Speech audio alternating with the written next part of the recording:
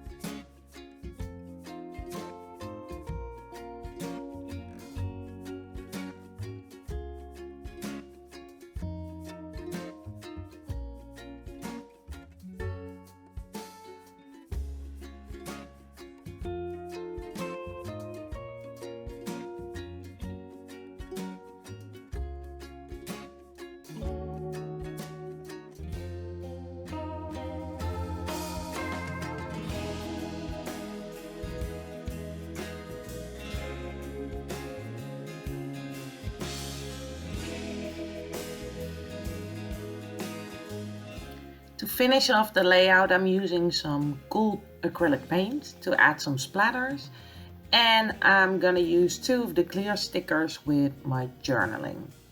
And then I'm all done. So thanks so much for stopping by, and I hope to see you very soon in a new video.